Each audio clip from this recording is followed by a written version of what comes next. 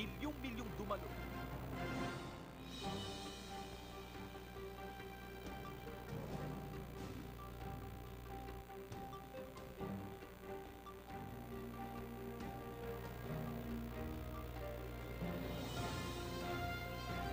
Mga kaanib sa Iglesia ni Cristo at mga nagsusuri.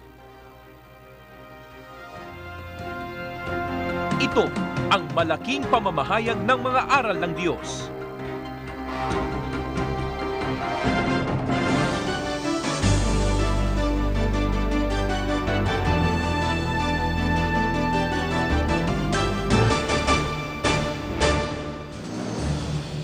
Bilang pagsunod sa utos ng Diyos, sa panahon pa ng kapatid na Felix Y. Manalo, ang sugo ng Diyos sa mga huling araw ay nagsagawa na ng mga pamamahayag sa malalaking kongregasyon.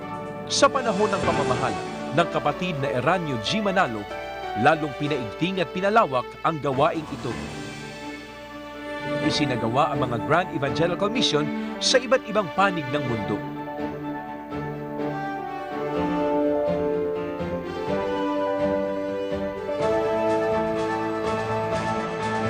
Sa taong ito na itinakda ng tagapamahalang pangkalahatan ng Iglesia ni Cristo, ang kapatid na Eduardo V. Manalo, na taon ng puspusang pagpapalaganap ng mga salita ng Diyos. Hayag na hayag ang aktibo at buong pagkakaisang pagtugon ng mga kapatid. Mula nang maipahayag sa mga kaanib ang palibot-liham mula sa tagapamahalang pangkalahatan, kaugnay ng isasagawang Grand Evangelical Mission, agad nang isinagawa ang pagpapanata o sama-samang pananalangin sa mga gusaling sambahan. Taimtim na hiniling sa Diyos ang tagumpay ng banal na gawain. Pebrero 28, 2012, sa mismong araw ng aktibidad, sa 21 dako sa Pilipinas, isinagawa ang malalaking pamamahayag ng mga aral ng Diyos. Sa Luzon, ang pangunahin sa mga pinagdausan ay ang Quirino Grandstand, Rizal Park sa Manila. 2012, bungad ng taon, nag-aanyaya, naghahanda, may mga nakasama na hindi natin kapatid at nabalitaan namin ibang mga distrito, buong Pilipinas. Ganda, sarap. Kasama tayo sa history. Nag-anyaya ng mga panauhin para makasama din natin sila sa paglilingkod. Katulad ng nakikita nyo po sa aking likuran, wala pong mapagsidlan o wala na hong halos maupuan ang ating mga kapatid at ang mga kasama nilang mga panauhin sapagkat napakarami po ang tumugon sa panawagan ng pamamahala para sa pagkakataong ito ay makinig ng mga aral ng ating Panginoon Diyos. At gaya po ng inyong nakikita, ganyan po karami ang tao ngayon dito po sa Quirino Grandstand. Sa Hilagang Luzon, dinagsari ng maraming nagsusuri sa Iglesia ni Cristo ang Isabela Sports Complex sa bayan ng Ilagan.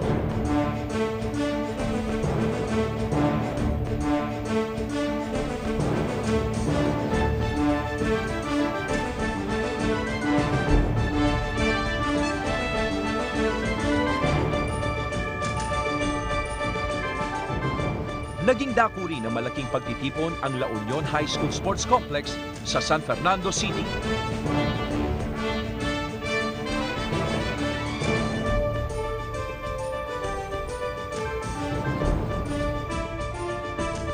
Sa Central Luzon, ang itinuturing na pinakamalaki at pinakamaayos na open field sa lalawigan ng Tarlac ang piniling dako ng Grand Evangelical Mission.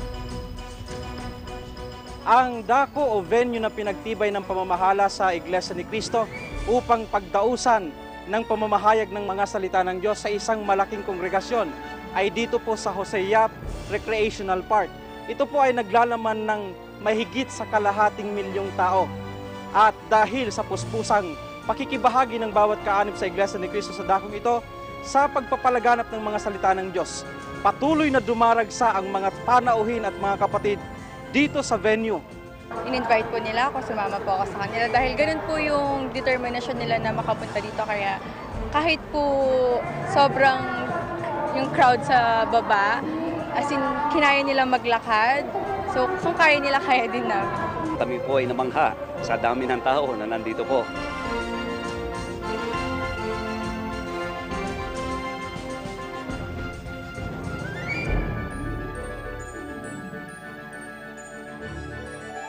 Sa Timugang Luzon, ito naman ang naging resulta ng aktibong pagtugon ng mga kapatid sa pagpapalaganap ng Ebanghelyo.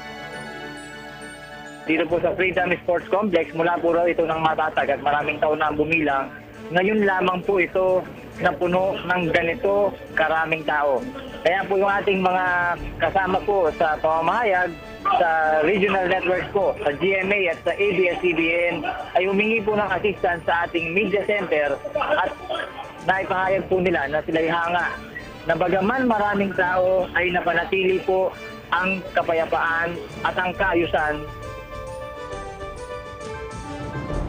Hanggang sa mga island provinces sa Luzon ay matagumpay ring isinagawa ang Grand Evangelical Mission. Sa Marinduque ay muling isinagawa ang aktibidad sa bayan ng Santa Cruz.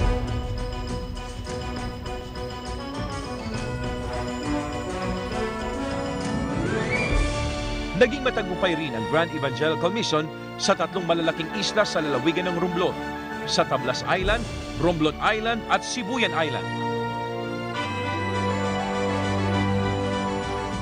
Sa Mindoro Oriental, isinagawa ang malaking pagtitipon sa bayan ng Gloria.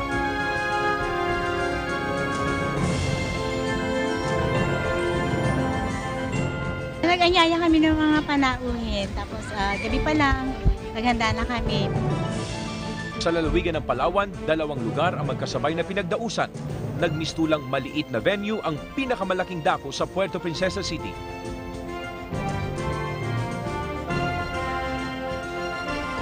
Ganito rin ang nasaksihan sa pinakamalaking gym sa bayan ng Coron. Hanggang sa plaza ay dumagsa rin ang mga nagsusuri sa iglesia. Sa Visayas Region, ipinamalas ng mga Cebuanong kaanib sa Iglesia ni Cristo ang kanilang pagkakaisa sa puspusang pagpapalaganap ng mga salita ng Diyos. Isinagawa ang pagtitipon sa Fuente Osmeña Circle sa Cebu City. Kahit pagod, masaya-masaya feeling na nakabahagi po kami sa ganitong gawain. Maasahan sa kilusang ito ay ang lalong marami mga tao na magbabalik loob sa ating Panginoon Diyos.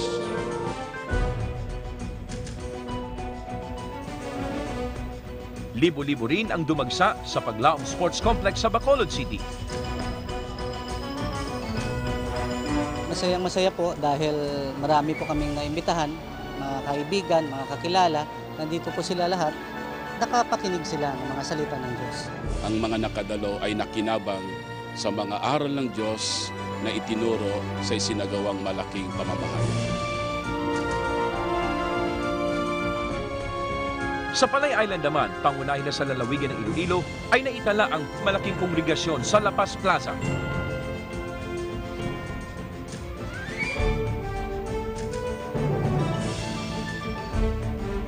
Marami ang nakinabang sa mga tao sa aming probinsya na nakinig ng mga salita ng Diyos.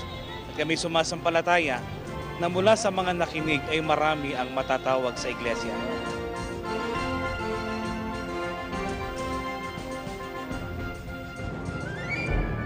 Sa lalawigan ng Leyte, nasaksihan din sa Tacloban City Convention Center ang makapal na bilang ng mga kaanib kasama ang kanilang mga mahal sa buhay at mga kaibigan na nagsusuri sa Iglesia ni Cristo.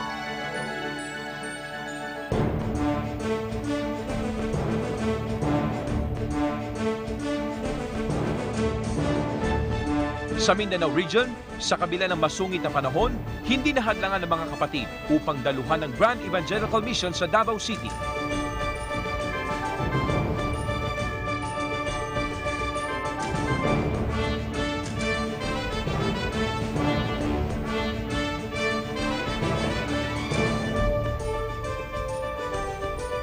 Nasisiyahan talaga ako at saka nagulat ako. Pinakamarami na ngayon.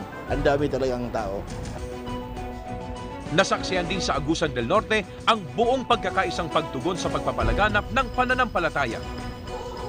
Nagpapasalamat kaming lahat.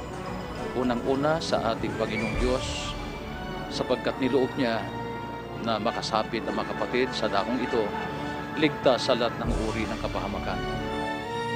Hindi lang po akong kundi mga kasama ko rin po sa medical team, yung mga nurses, yung ibang mga doctors, na mga kapatid. Masayang-masaya po kami dahil naging bahagi po kami sa gawaing ito at hindi lang po nakapaglingkod po kami, nakapagdala po kami ng mga panahon. Very timely rin at makita rin natin the unity. Maaga ring napuno ng mga kapatid at mga panauhin ang General Santos City Gymnasium.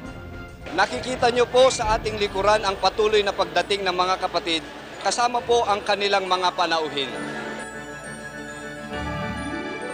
Kami po ay sumasampalataya na ito ay magbubunga ng maraming mga tao na magbabalik loob sa ating Panginoong Diyos. At ganun din, magbubunga po ito ng ibayong kasilahan sa mga kapatid sa lalong pagtatalaga at pagmamahal sa Iglesia ni Cristo. Tinagsari na maraming nagsusuri sa iglesia ang Limket Kai Atrium Center Mall, Cagayan de Oro City. Ang mga nakaraang buwan, partikular po nung nakaraang buwan ng Disyembre, itong lungsod ng Cagayan de Oro City, tulad ng ating nalalaman ay nakaranas ng matinding trahedya, bunga nga po ng pag-apaw ng tubig sa ilog. Ganun pa man, napakaraming bilang ng mga kapatid po natin dito sa Cagayan de Oro ang nakipagkaisa sa gawain ito kasama ang kanilang mga panauhin. Sa awa tulong po ng ating Panginoong Diyos ay naging matagumpay sa kabuuan ang katatapos lamang na pamamahayag ng mga salita ng Diyos. Sa Pagadian City, bukod sa gymnasium, naging venue rin ng Grand Evangelical Mission ang open field.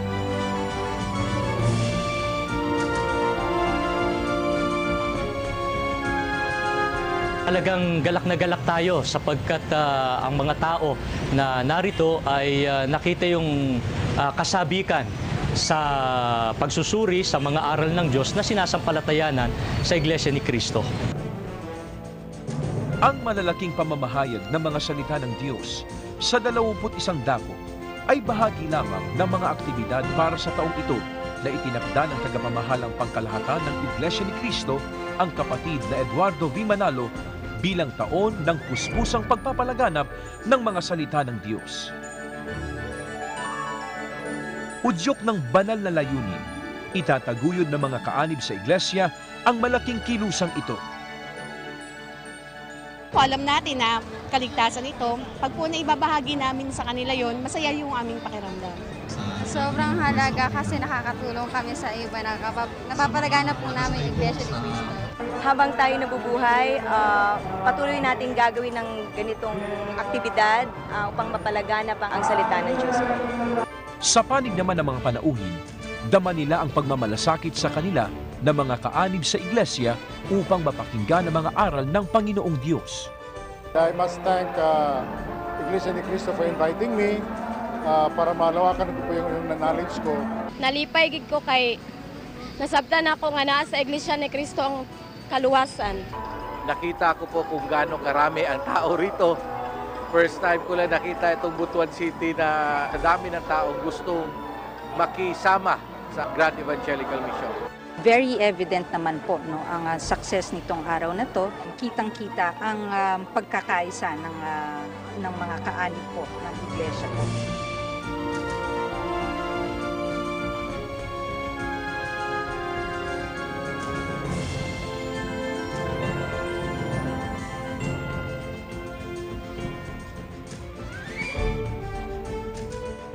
Pinapasalamatan po ng Philippine National Police ang Iglesia ni Cristo sa mapayapang pagdaraos nung kanilang tinatawag na Grand Evangelical Mission. Benji Liwanag, live magandang umaga!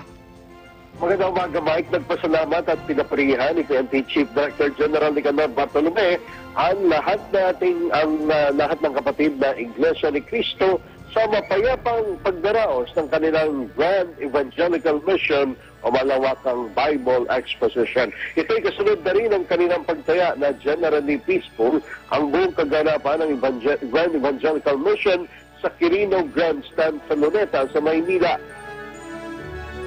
Sa bawat dako ng pamamahayag ay may 2 ministro na nagturo ng mga kalooban ng Diyos. Sa banal pangalan po ng Iglesia ni Cristo ay muli kaming nagpapasalamat ng marami sa lahat ng aming mga kababayan at mga kaibigan na naririto ngayon upang makipag-aral sa amin ng mga salita ng Diyos na nakasulat sa Biblia. Pagtutuunan po natin ng pansin sa ating gagawing pag-aaral ngayon ang palagay at ang iniisip ng marami na sapat na daw ang kanilang pagkilala at pagsamba sa ating Panginoon Diyos upang ito'y maging dapat sa Panginoon Diyos at kanilang pakinabangan hanggang sa pagtatamo ng kaligtasan. Kaya po, ang sabi ng iba, pabayaan na lang sila sa kanilang paraan, yung kanilang nagugustuhan, dahil ang kinikilala naman daw po nila ay ang ating Panginoon Diyos at naglilingkod din naman daw po sila sa ating Panginoong Kristo. Ipinagpapauna na po namin, mga mahal naming panauhin na naririto ngayon. Ang ganong palagay, ang ganong isipan, ay hindi po kasang-ayon sa katotohanan ng Panginoon Diyos na nakasulat sa Biblia. Sa pamamagitan ng banal na kasulatan ay binigyan diin na sa ginagawang paglilingkod sa Panginoong Diyos ay hindi sapat ang mabuting layunin. Ang higit na kailangan ay maayon ito sa paraan ng kalooban ng Diyos. Ano po pangalan ng iglesyang katawan ni Kristo? Iglesyang pinangunguluhan ni Kristo? Iglesyang tinubos ni Kristo ng kanyang dugo? Iglesyang katwiran ng Diyos sa pagliligtas? Ang sabi ni Apostol Pablo, Iglesia ni Kristo. Yan po ang dahilan ng pagpapagal at pagsasakit ng marami po naming mga kapatid sa iglesia. Na maanyayahan kayo sa ganitong napakalaking kongregasyon. Na alam po namin kayo man ay nagpagal at nagsakit. Pero hindi sayang ang inyong mga sakripisyo sapagkat natutunan natin sa pamamagitan po ng Biblia ang pag-ibig ng Diyos at katarungan sa pagliligtas. Si Kristo at ang kanyang iglesia, Iglesia ni Kristo. Bago matapos ang aktibidad sa lahat ng lugar, sama-samang nanalangin sa Diyos ang mga kapatid upang ang ganito mga gawain ay patuloy na magsilbing daan sa mas maraming tao na magbabalik loob sa tunay na paglilingkod sa Diyos. Sa patnubay ng dakilang Diyos, patuloy na lumalawak ang nararating ng pangangaral ng Iglesia ni Cristo. Walang humpay na nadaragdagan ang mga hinirang na maglilingkod sa tunay na Diyos. Sa parada ng tagumpay na tinatamasa ng Iglesia ni Cristo at tatamasain pa, sa Diyos ang lahat ng kapurihan.